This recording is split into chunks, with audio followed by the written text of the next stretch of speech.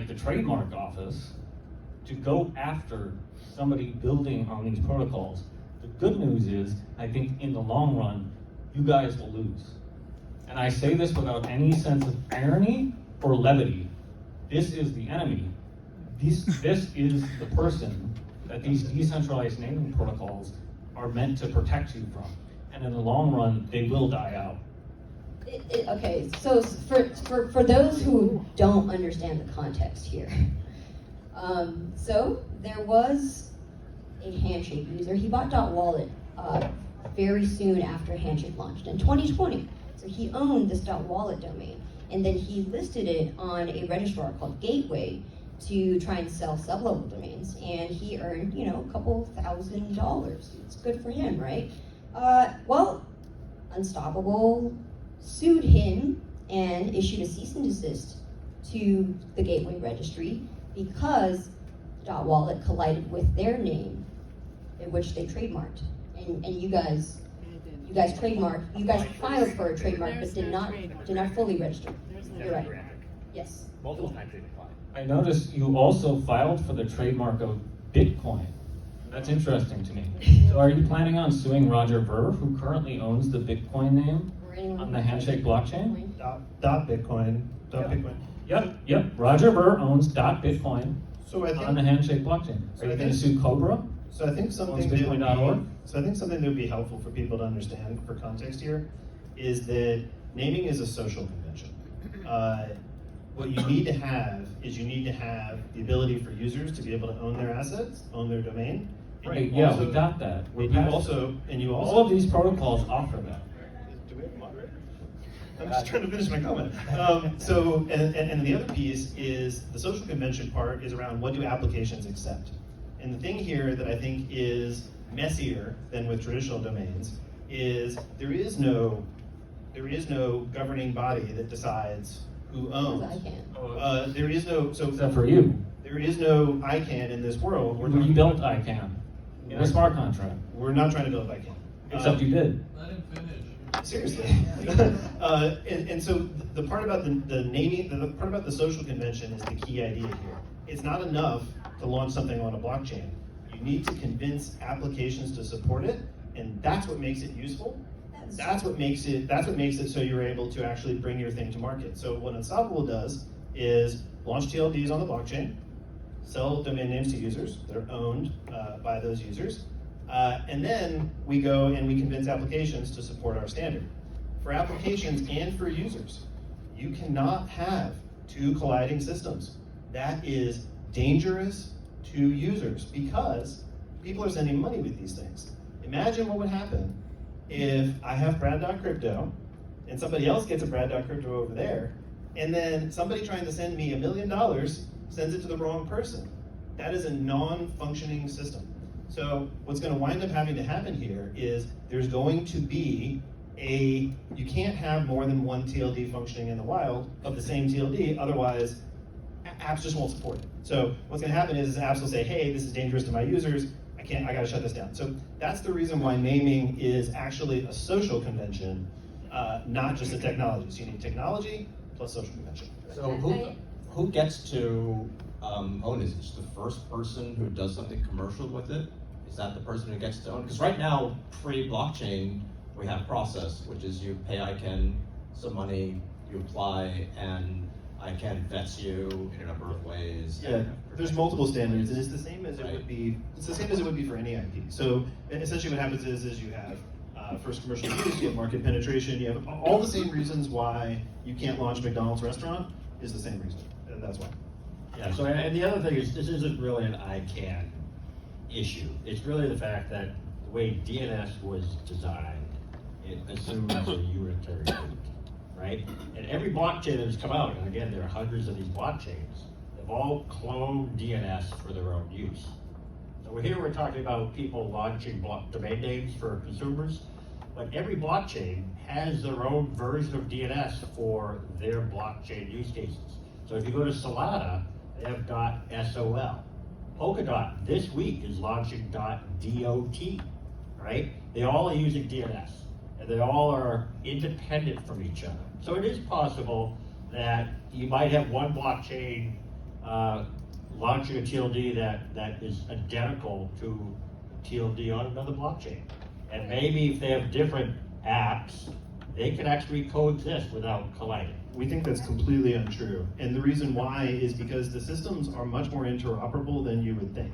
Like, you can have a browser go and read the Handshake blockchain for these TLDs, go and read the Ethereum blockchain for .eth, go and read the Solana blockchain. So these things can interoperate with traditional domains, with each other. There's no reason to have these kinds of collisions that they create dangers to users. They are unnecessary, and I completely disagree. I do not think there is any scenario where apps are going to do that. Just imagine what would happen to you, Tom. Imagine if somebody else was selling, one of your Handshake TLDs and one of your users got tricked.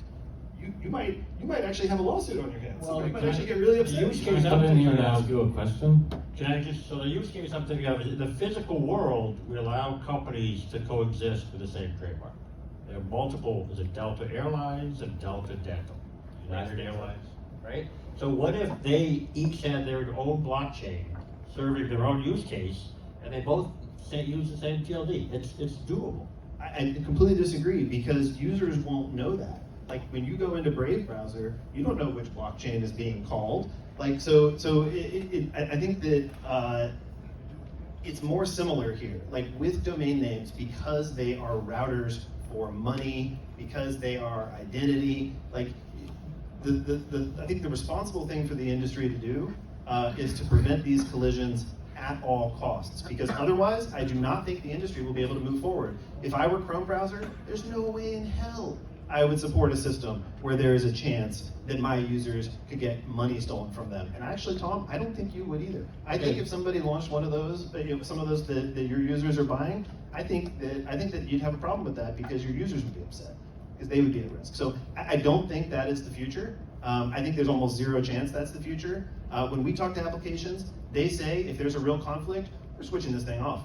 We're switching this thing off immediately. Have you Because it would be considered crazy. alternatives to resolve the name collisions, right? Because right now you're just saying litigation is the answer. That's how we end up with the one true naming system. We go around and sue anybody who has a duplicate name on another system. Have you considered that perhaps the wallet domain owner, you could have approached him and consolidated and bought the name from him? Before you took $5 million from your users. Why do we care? So there's something built into Don't this. care, that's the problem. There's something built into this debate that you're hearing from the Handshake folks, I think is worth calling out. They're assuming that the Handshake blockchain is somehow the canonical record of blockchain domain names. This has nothing to do with Handshake. This has to do with you abusing legacy naming systems to go after people who are creating on these protocols. In true cypherpunk fashion, I might add, with the full force of the U.S. government behind you. I'm actually lost what I we're talking think we about. can't solve that right now. Let's go back to the people in the room, basically, our domainer friends. So we already tried to ask. Yeah. Mark, because that's had his hand up for a while. I think he wants to ask a question. Okay, sure. Mark. I'm just curious how you can prevent collisions in this space, because at the end of the day, the blockchain domain is just an NFT. And this is the problem with NFTs generally, which is that there's no authentication, right? So you can create 1 million NFTs for the same thing, whether it's a painting or an image or anything else, and there's no way to authenticate that, which is basically a foundational characteristic of a decentralized system. So how could you ever prevent collision? The social convention, exactly like I said, and this is super common. Like, blockchain apps do this all the time. You can go look on OpenSea. And you can see that they've grayed out certain NFTs because they violated someone's IP. So you can mint anything you want on the blockchain. Right, but that's after the fact, right? After So the fact, that's when someone has complained about that particular NFT on OpenSea, and it doesn't eliminate the fact that the NFT already exists. It just removes There's no it way to from- fix that. It just Anybody can that's launch my- anything on the that's blockchain. my question. So that's the what reason I'm why it's a social convention, because ultimately what happens is the apps are going to decide what assets are legitimate, and this is already happening today. Applications are already doing this in the crypto world, and I know it's weird. It's different than the way it would work in the traditional domain name world. You probably would say, like, let's adjudicate this. Let's go through UDPR. Let's decide one person's going to get the domain ripped out of their hand or whatever. In the blockchain world, you're right. The assets are sitting inside of people's wallets, and so what winds up happening is applications decide which things are legitimate and which things are dangerous to their users. But that's my question. How are they going to do that? So I you just think- raised the issue of the fact that you could have an Yeah. infinite number of blockchains, right? And so you could have the same blockchain domain name, which is just an NFT, exist on each one of those infinite multiverse blockchains, right? And so how are all different apps going to choose which ones to authenticate and which ones not to? Yeah, and I think the answer is not to litigate your competition into oblivion. I hope we can all agree on that.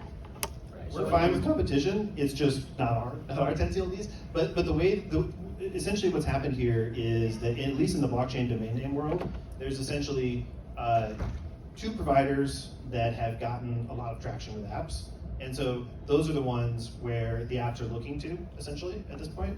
And that's ENS and Unstoppable. And so that's kind of where the industry is. I think there will be more players that can get to legitimacy.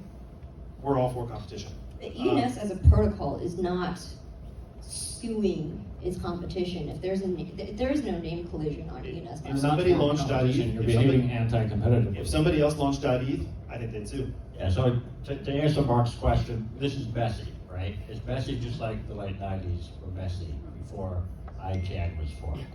There are 2 things that are going to happen in the next 12 months. We'll talk about it in 2023. One is, you've heard of something called Decentralized Autonomous Organizations, DAOs, right? It's a self-governing way of blockchains are governing themselves. ENS has already launched one. There will be a DAO this time next year that basically does a TLD clearinghouse. It will have a master list of TLDs on the blockchain. And apps will use this to figure out, is this a TLD I want to support? And the second pillar of that, as part of this DAO almost, is there will be a dispute process. There will be a way you can bring a panel of trademark lawyers, if it's a trademark dispute, and say, you know what, we want to flag this TLD as a bad actor in our TLD clearinghouse so that apps don't let it resolve. And those 2 pieces, I think, will happen in the next 12 months. You'll see progress on both of those. I know the first one, the TLD clearinghouse, someone's already getting funding for it. But how is that DAO going to solve the collision issue, right? Because if the DAO is there and it even functions the way that you think that it might, how are they going to prevent different blockchains from issuing the same NFT domain name? Brad and I can debate this. I actually do see use cases where 2 people who both have rights to a string can coexist on a blockchain. And so we're talking about these use cases of consumers, right? We've got to have global compatibility. Not everyone needs global compatibility. If I'm a university, think about the early days of Facebook, right? Harvard.edu. The only people who get a Facebook account were students of Harvard. They had to have a Harvard.edu email address. And that was their universe. They didn't need to reach 1 billion consumers. They only needed to reach the students of Harvard. There are universities today doing that on the blockchain, right? And they're having, all they care about is their students get access to their blockchain. They don't need anyone else to access it, right? So we don't need global compatibility. And so if 2 companies want to have their own blockchain for their own use, their own community, they can use their own TLD, and there's no linkage between them. There's no collisions. But only in that limited use case. In the general use case of having a blockchain domain name which is interoperable and can be used to send money and other things, that does need global compatibility. Yeah. So I agree with you on your point of, if you had Harvard or some other small company that had a blockchain, you could issue whatever blockchain domain name you want on that blockchain and have no conflict issues. It wouldn't matter. But to the extent that you want to use it to send payment or do other things like have it direct to a website or something else, then you do need global interoperability, and that's where you haven't solved that problem. Not yet. Right. That's exciting though. So, There's attempts at it. Yeah, actually, so I do want to clarify a little bit, which is, you know, if Polkadot has its own bespoke TLD, it's going to be .dot, and by and large, all of them, like ETH, you know, .eth, they're all falling back to ICANN, right? They're all on a lower level of the domain name hierarchy than ICANN, and Handshake is the only project that sits on the same level as ICANN. So as the root zone. So I just want to clarify that. So there's actually not going to be any domain name collisions with all these blockchain ecosystems. I work on a project called Cosmos, and you know, if we were to have our own version of ENS, it probably would resolve to, you know, .cosmos or something that is kind of this sitting in this ether that is in this like meta internet that doesn't actually resolve back to DNS. That's kind of where the narrative stands. So it's really a bespoke naming application within those ecosystems. That's kind of what ENS is for. But if we're talking about things that resolve on a DNS level, then we're talking ICANN versus Handshake. And actually, Unstoppable is on the lower level, the lower level than Handshake. But if I created another blockchain today and If you were to create a root zone, which I could do, and created the equivalent of a root Handshake, zone, yes. we would have collision issues for all those TLDs because Yes. now they would exist on my blockchain as well, Yeah. and an infinite number of other blockchains that I could create tomorrow. Very possible. Yeah, and I'm gonna just speak for ENS here since they're not represented, but they would say that .eth is absolutely supposed to be a generalized system for the entire world, Yeah, there's nothing towards that. not something specific for Ethereum, just as Unstoppable is. And this gets to the interoperability thing. If you're successful, you will then have to solve this collision problem.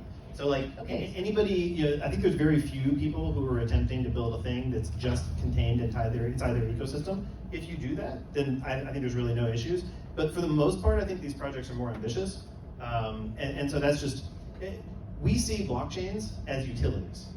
We don't care which blockchain wins. We don't care which blockchain we build on. We built on several. So for us, the blockchain is really just kind of like the technology underlying that we're building on top of. But ultimately, most apps today, most crypto apps, support 10 blockchains, 20 blockchains. They already have interoperability. So this argument that you're on a different island because you're on a different blockchain is just false. That's not the way that crypto apps work today. It's false. Okay, there's something that you mentioned earlier, Brad, that I want to address. So you're saying that it's social convention, whether apps converge on one application versus another. So what you're saying is, and this is based on what's in the complaint in the lawsuit that I read, 17 pages, is that you said the social convention is based on which project put the most money in marketing, has raised the most money, has the most users, and that's kind of where social convention should fall, which is the idea that social convention would default to the biggest player in the space, the one that is most VC backed, which is kind of antithetical to the Nothing to do with philosophy of VC. Web3. No, Well, you are It's the same because as Web3. trademark or IP law. It's the same thing as trademark or IP law. It's identical. Okay, but you didn't win the trademark. But Web3 is supposed to enable crypto Just creators. so everybody knows about trademarks, and Tom, maybe you can jump in here because Legacy naming system. you're an expert. But there's a difference between having trademark rights in use and getting the actual trademark. So anyway, that's just that's Right, kind of but I mean, Let's move on. There's so many questions in the audience. Can I ask Yeah, one more sure. question, just because I've been waiting to get one more question? Go ahead. I would like to ask you why you felt the need, in order to solve this naming collision problem, to appoint yourselves a central authority in charge of litigating to eliminate any naming collision that you see. I would like to ask the crowd if you have any questions for us. Yeah. Okay, don't change the subject. Answer the question. Okay, you start, please. Me? Yes.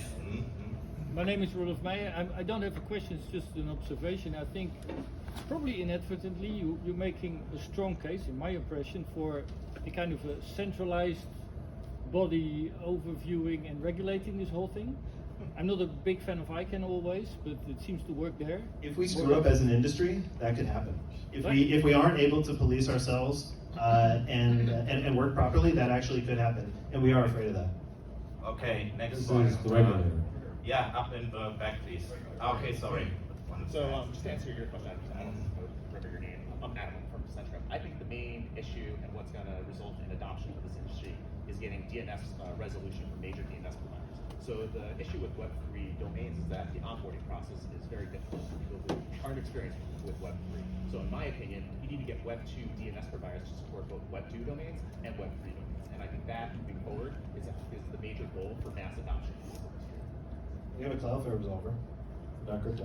Yeah, Cloudflare is one of the early ones that's started to lean in. I think we'll probably see some others. If there's other folks that run DNS resolvers here, we would love to chat with you. We are actually created and released a DNS resolver that resolves all Web 2 and Web 3 based domains. What about Polygon? No, we believe that DNS should only be on the most secure blockchain, which in our opinion is Ethereum right now. We believe that there's multiple blockchains and we don't care. Okay, and that's why you're going to have DNS name collisions and issues with security in DNS. You do care because you're worried about the name collisions. Yeah. Name collisions have nothing to do with which blockchain you build on. It's a separate question. But security matters with what blockchain you're on. If you're on a less secure blockchain, I don't want you to be able to change my DNS record or a user to, my wallet to be hacked or something like that, or records to be changed because you're on a blockchain that's not as secure. A blockchain like Ethereum is so decentralized and has so much hashing power that you don't need to worry about these types of attacks as you do with other blockchains. Like Solana, for instance. Solana, it's the top 21 validators of Solana can actually change what goes on, shut down the Solana blockchain, and those validators are actually primarily run by the VCs who initially invested. Thank you. This is great, but I think this is an extension of what was just happening. So, I mean, not to cut you off, I love what you're saying, but maybe get some actual audience questions. Paul McGrady, Yeah. Oh, sorry. Paul McGrady first. Thanks, Randy. So, what happens in the next ICANN round if somebody applies for a TLD that corresponds to one of yours? Yeah, I mean, I think this is a big question for the industry. Ultimately, what I hope happens is that it's not really about ICANN so much, right? As it is about the company that tries to buy that TLD from ICANN or buy the rights to that TLD from ICANN.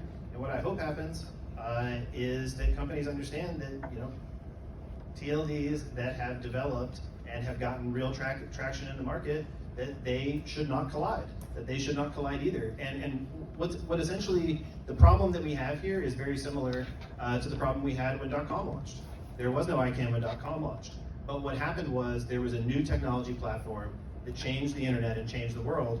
And I believe that NFT domains have the same ability to change the world. And this is the only way for us to innovate. There was no way for us to go to ICANN and say, hey, ICANN, let us launch these 10 TLDs, not on your tech stack. We want your permission to go launch these things that are not on your tech stack. And ultimately, I don't see why, I understand completely why ICANN has the right to decide what happens on DNS. DNS is their system, it's their tech stack. We're not touching their tech stack. We have nothing to do with their tech stack. That's completely incorrect. DNS is a protocol. ICANN controls the root zone. DNS servers. You don't understand the protocol. DNS servers I'm talking about. So we don't use DNS servers. servers can be run by anybody. DNS is a decentralized protocol. Let's look at ICANN is not. I just so I understand it, I mean, because we were applicants before, we applied for new TLDs, we're in the handshake space, in the blockchain space, but you're basically saying that by the time the next ICANN round gets around, which is always 2 years in the future, let's assume it's 2 years from now, all the blockchain TLDs that have reached the bar of notability will be essentially, will have trouble in applying through the ICANN process because they will be challenged. For example, if someone says .wallet, then you're going to challenge them. So in essence, that's super disruptive to the whole ICANN process, right? Because that means that all these people are planning to apply for new TLDs, and I mean, who knows? There could be millions of names that reach the bar, and you could never know unlikely. TLD through ICANN. This is completely antithetical to everything you were saying about ownership, about how that's the primary benefit of Unstoppable and decentralized naming protocols. You don't really have ownership or property rights if someone can just come and litigate. I have a question to Ray. How do you decide what is legitimate to sell? Right, that's a great question. So look, take my example with .trend, for example. What happens if in the next round of new TLDs, this comes up? Yeah, I think there's so many issues. So it's an unknown space. And I think that from our perspective, we're a registrar, we want to give our customers choice, but we have a giant warning. The warning is something like, please don't register a name if you don't understand what this is. There are no refunds. It is not like a regular name. It's not going to resolve. There's like a giant disclaimer, And I think that if people understand that, then they say, well, hey, I'm going to take a chance on this because maybe it'll be an amazing thing for me in the future, then great. But I'm deathly afraid of the rug pull. So it's already happened, where someone buys a name, a second level name, and then the blockchain owner does a rug pull. These people are left out in the cold. It just feels very bad, which is why we have a giant, warning for people. If I could add to that from a domainer perspective, So 1,200 new TLDs were launched over 10 years ago. How did you decide which ones you were going to invest in, right? Look for the guys, the TLD registry operators who are going to brand their TLD. You look for the ones that were going to put marketing dollars behind their TLD. And they're here, right? We're talking about Radix, we're talking about Short Dot, Club. You know the guys who built a brand around their TLD.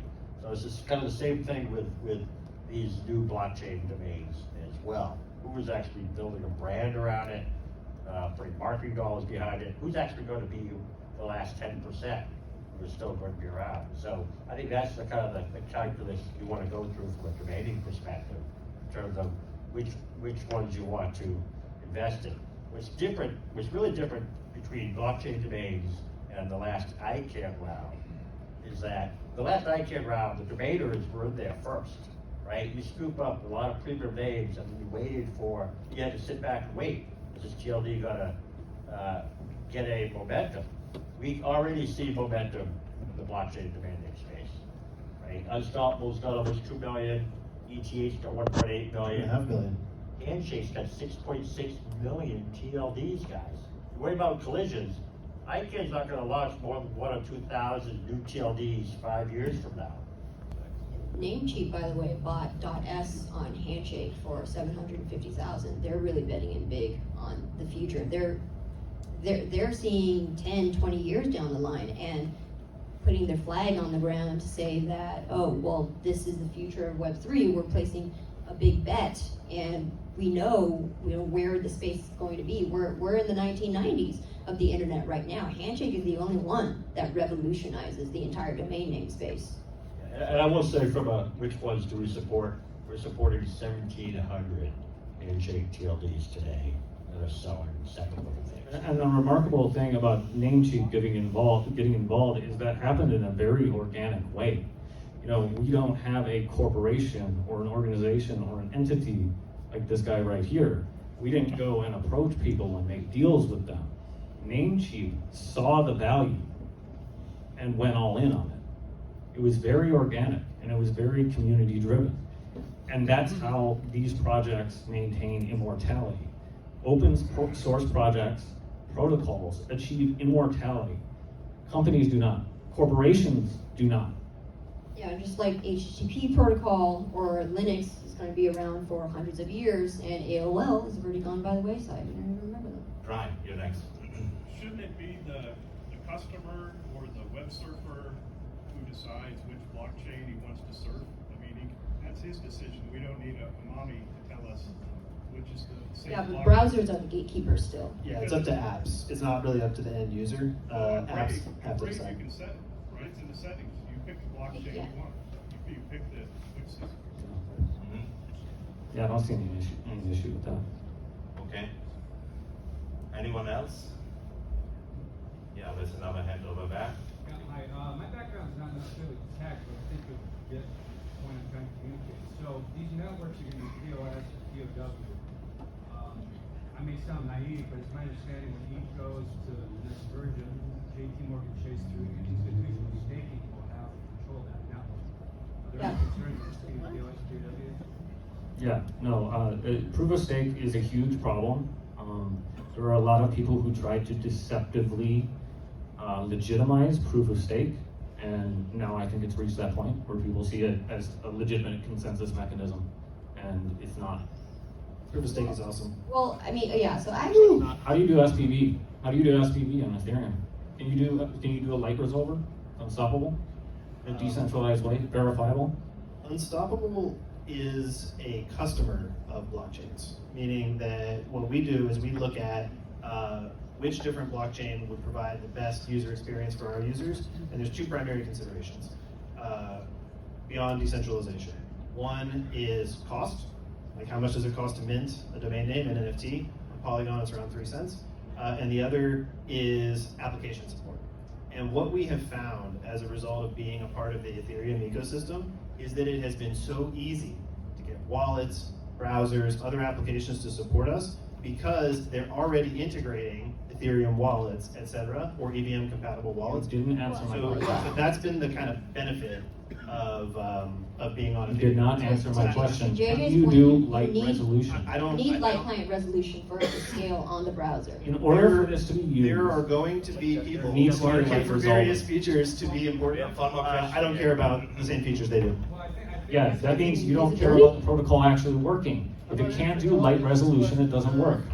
This is so flattering. I think Guys. it sidestepped my original concern with that, Bill. Whether somebody like JP Morgan Chase currently or will in the future have a majority of stake in it. It's very hard to get. It's very hard to get that. But it's still a factor when the government. It's very It hard. is. It's very hard to get that kind of control. So we've heard that about blockchains a lot. That hasn't really come to pass. I think that if it ever were to happen like that, people would fork and people would leave. But we haven't really seen that yet. You say it's difficult, it just takes money, which we're printing a lot of that. It's more complicated than that. But we can talk about that after. I'm happy to talk Let's about move it. on. We have time for 2 more questions. Let's do you both, please. Yeah, so I'm Jeff Newman. I'm sorry, heavily involved in ICANN domain stuff.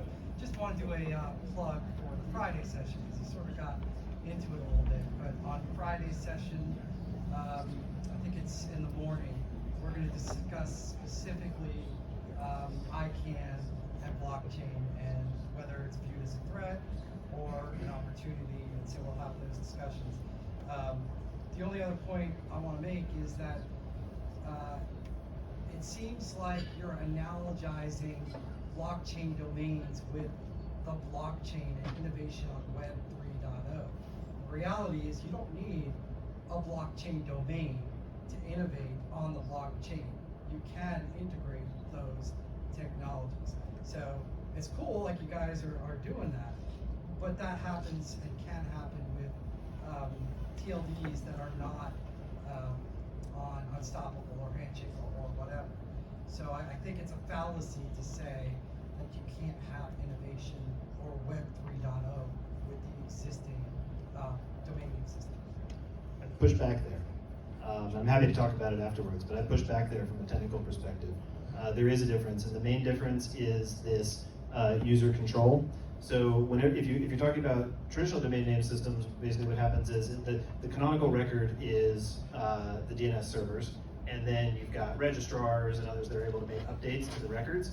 And so there's really no way to take those third parties out of that equation. There's always going to be the canonical DNS, even if you also have a copy of it on the blockchain, the canonical record is still on DNS, Yeah, which there means has to be an interaction.